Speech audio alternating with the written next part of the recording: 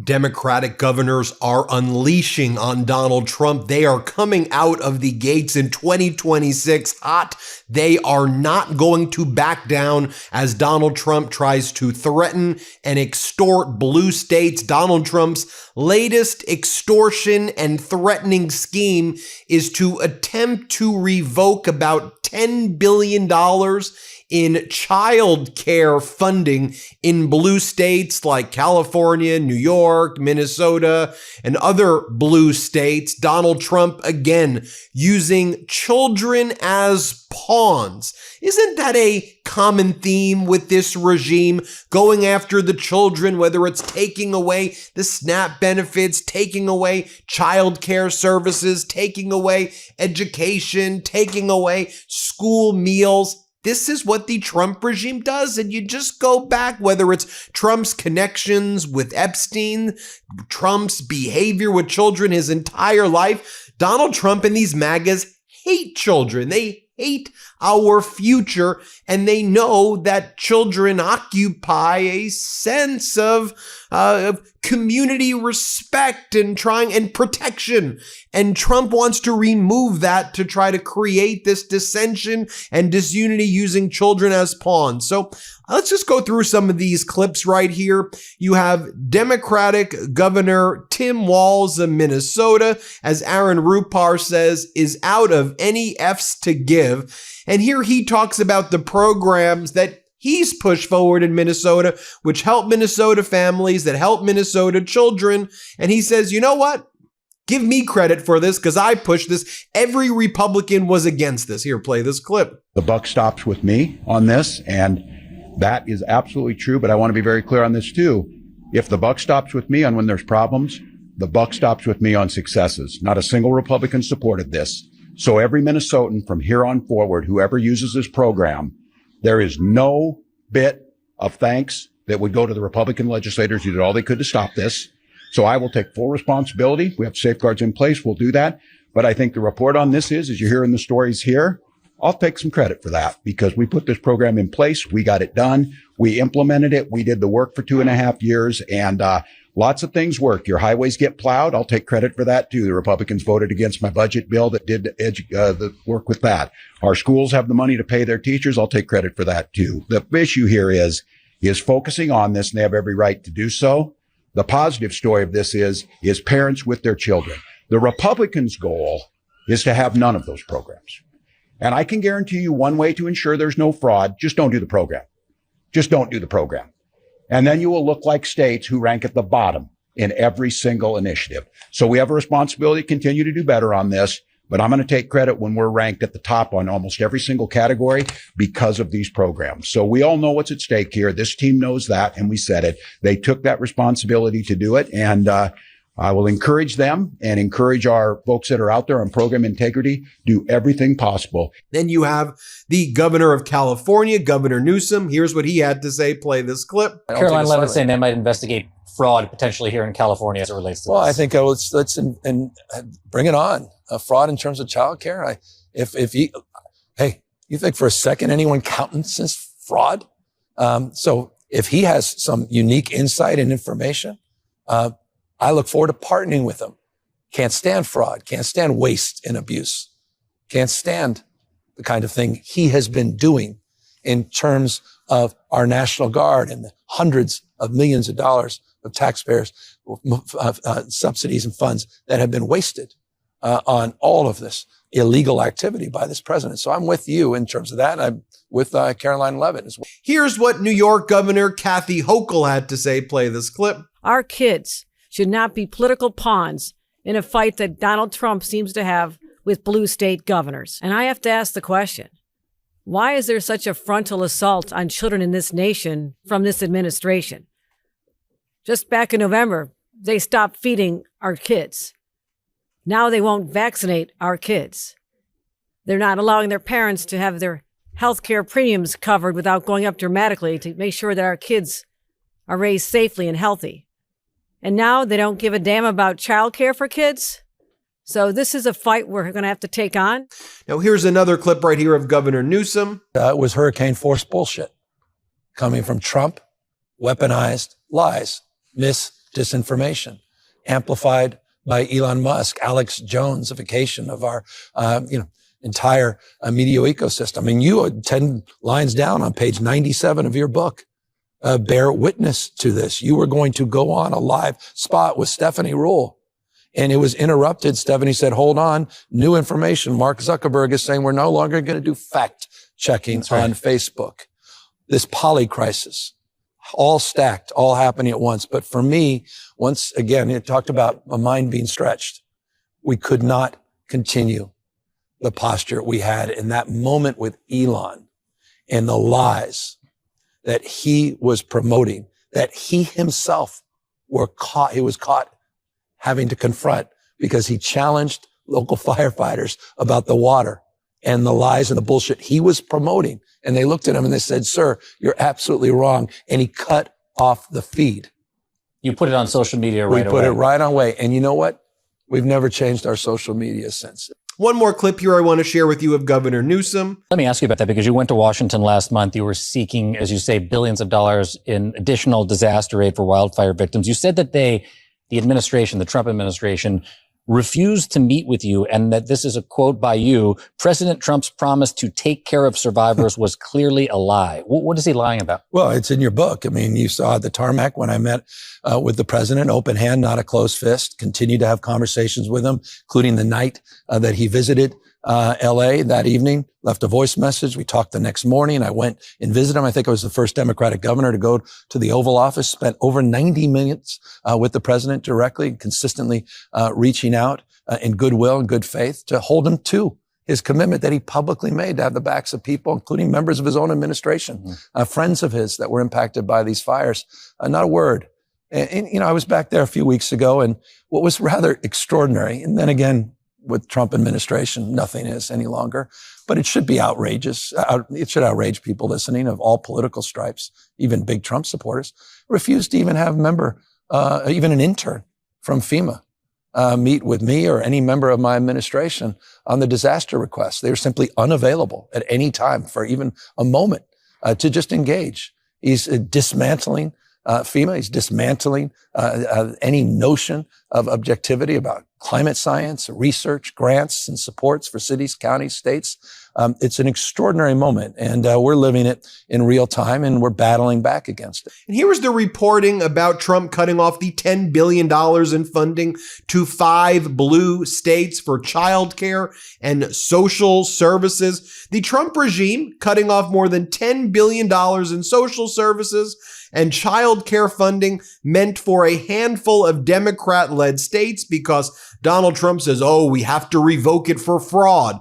Donald Trump, you are the fraud, as Governor Newsom said. The Department of Health and Human Services will freeze taxpayer funding from the Child Care Development Fund, from the Temporary Assistance for Needy Families Program, and the Social Services Block Grant Program. At least $7.35 billion in TANF money will be prevented from going to California, Colorado, Illinois, and Minnesota and New York. The CCDF funding block of nearly $2.4 billion affects all of those states, and another $869 million from the social services block grant coffers is being kept from all 5 states. I want to bring in Katie Phang, the MeidasTouch network, who runs the Katie Phang YouTube channel. Make sure you subscribe to Katie Phang's YouTube channel. Help her get 1 million subscribers. Help us here at the MeidasTouch network get 1 million subscribers more. Help us get to 6 million subscribers. Let's bring in Katie Phang. Katie, take it away.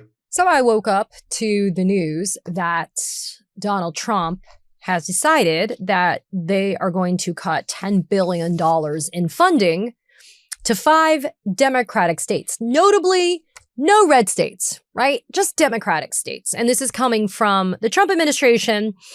The health department is going to freeze $10 billion in funding for childcare subsidies, social services, and cash support for low-income families in the following 5 states: Minnesota, New York, California, Illinois, and Colorado.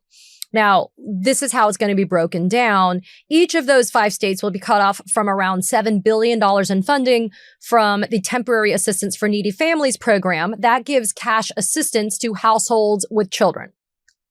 Those 5 states also will lose access to nearly $2.4 billion for the Child Care Development Fund, which supports childcare for working parents. And as well, these 5 states will be cut off from about $870 million for social services grants that mostly benefit children at risk. Now, I'm going to stop here because, one, the hypocrisy is fucking rich. That, the Trump administration is claiming that this is because of allegations of fraud with no citations for evidence, by the way. The Trump administration is saying that the basis for the cutting off of this funding is due to fraud. And look, you don't have to be a prosecutor or a lawyer, for that matter, to be able to demand evidence before something happens. It's just called due process. It's just called the American way. It is outrageous to me, though, that the common denominator from all of these funding recipients is what? It's the children. So let me tell you, don't ever let a Republican tell you that they give a shit about your kids or they give a shit about children in general, because children, from SNAP benefits to the tax subsidies being terminated and expiring for affordable care, I mean, you name it, Medicaid, I mean, children are the most vulnerable in terms of being the most negatively impacted from the Trump administration's efforts to punish Democratic states, cities, and jurisdictions. This piece from the New York Times goes on to note that these programs that are going to be impacted in those 5 Democratic states, those programs serve, quote, hundreds of thousands of low-income households. Hundreds of thousands. Happy fucking New Year, right? And before y'all come at me with your bullshit about, oh, well, the Somalis in Minnesota and fraud. Look, people, I was a prosecutor for a good portion of my career when I served in public service as a lawyer. And there was no one, right, who could ever accuse me of not prosecuting cases where the evidence merited it, right? And in this instance, if you show me proof or evidence that fraud is being perpetrated, what you do is you actually prosecute the perpetrator, or plural, perpetrators. But you don't cut off funding to an entire state simply because there's an allegation of fraud. That's like saying that because the Dear Fuhrer cult leader for MAGA and the Republicans is Donald Trump, that all Republicans must be xenophobic racists that like to sexually assault young children. You want to go there, right? You want to paint that brush? Big ol' fucking brush for you. Can you tell I'm mad about this? So this pause in funding, this freeze in funding is building on last week's pause in $185 million, in annual aid to Minnesota daycare centers. Now, I'm not going to get into the merits or the lack thereof of those claims concerning those Minnesota daycare centers. That's another episode for another day. But what I want to focus on right now is this.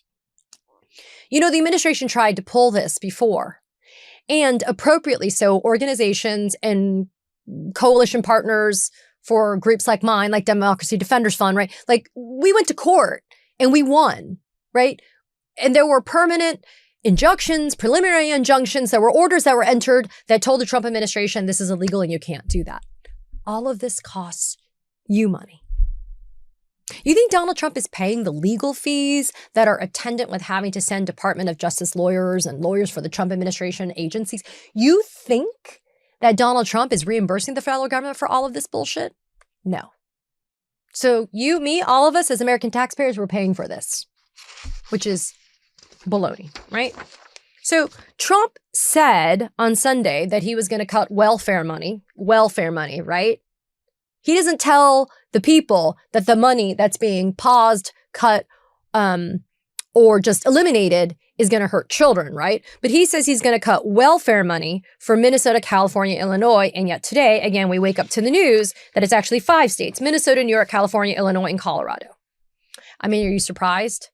New York, California, Illinois, Colorado, Minnesota. I mean, these are states that fight back against the illegal and unconstitutional conduct of this administration. But this video is not just limited to a discussion of that, because I want you to be aware that instead of spending money to support healthcare for Americans and to make sure that our most vulnerable, like our children and our seniors, are being taken care of, what are we doing? Oh, well, according to Donald Trump, we as U.S. taxpayers are now going to be reimbursing big oil for the work that they're going to do to rebuild the infrastructure in Venezuela after Trump basically invaded Venezuela and captured Nicolas Maduro and his wife over the weekend.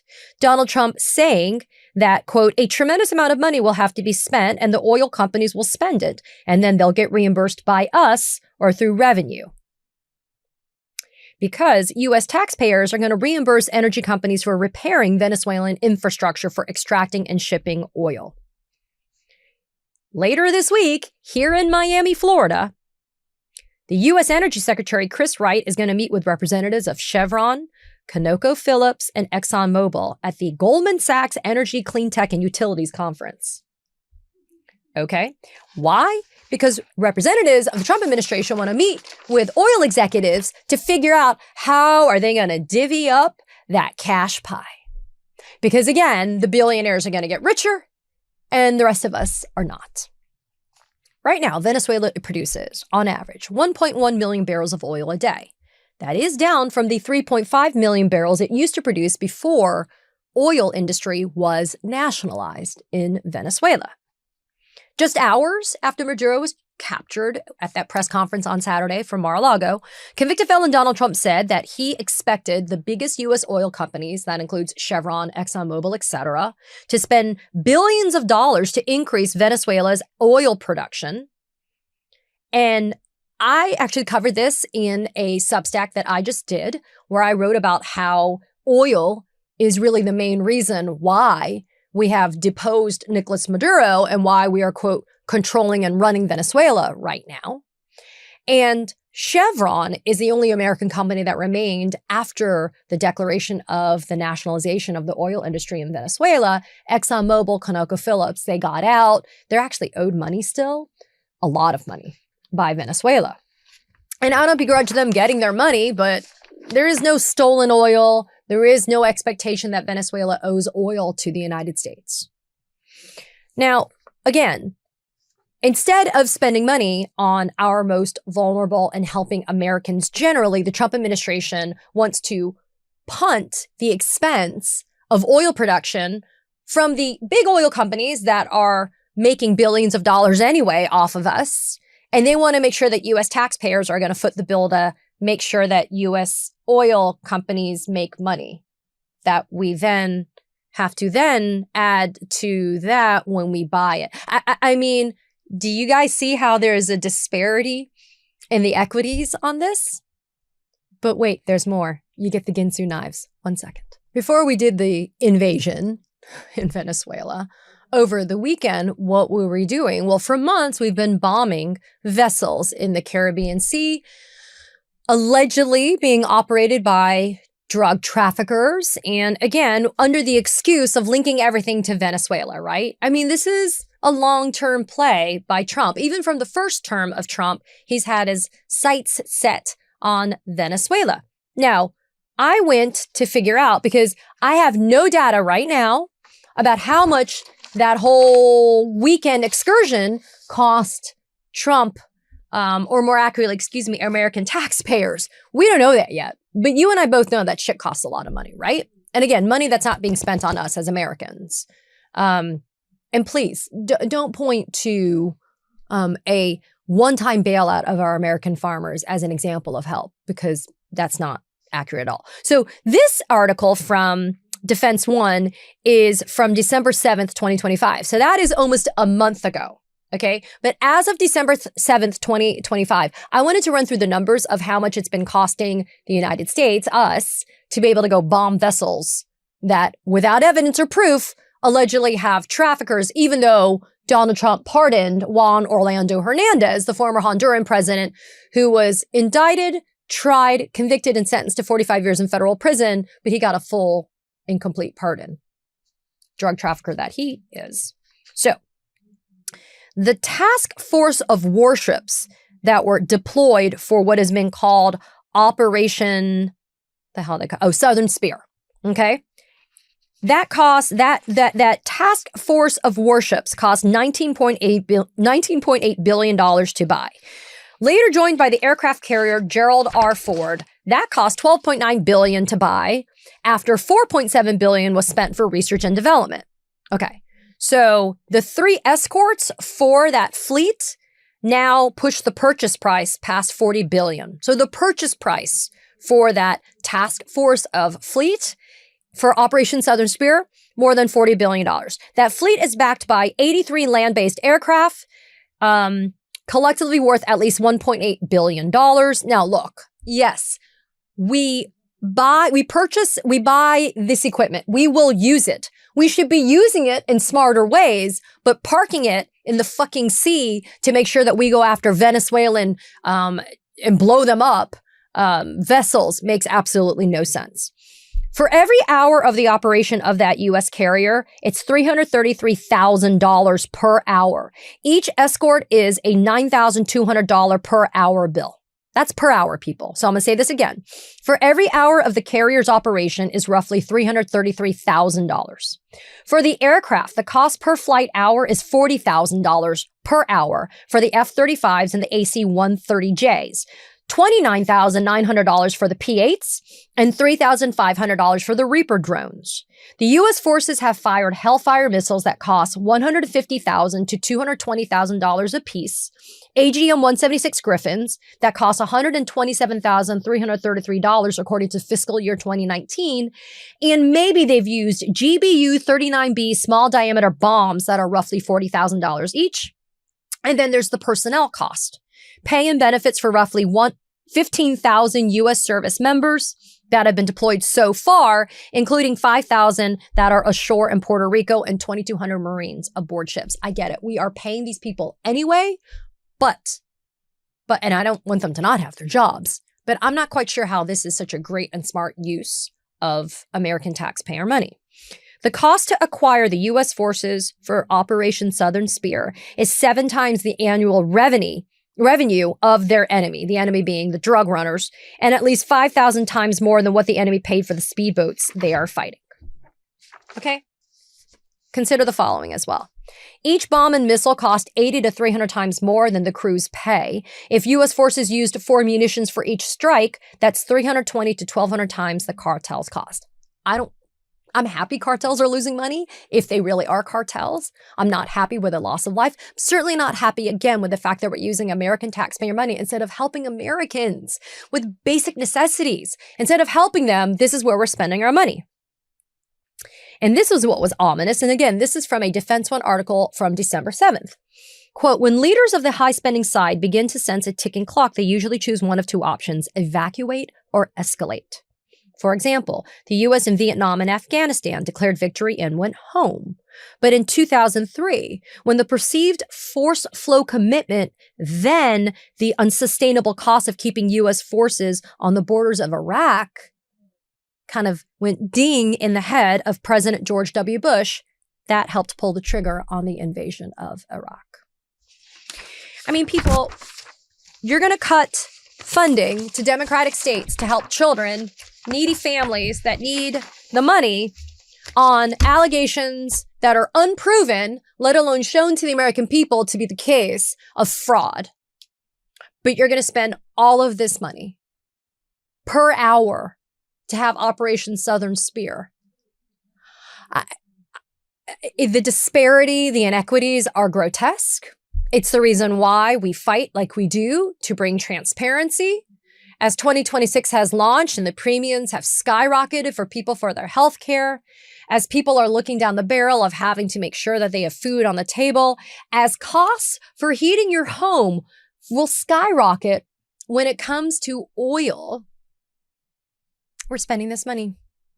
I am waiting to see what the price tag is for what just happened this weekend in Venezuela to capture Nicolas Maduro and his wife. But in the meantime, spread this video far and wide. Let people know how exactly hypocritical and just insensitive and stupid Republicans are.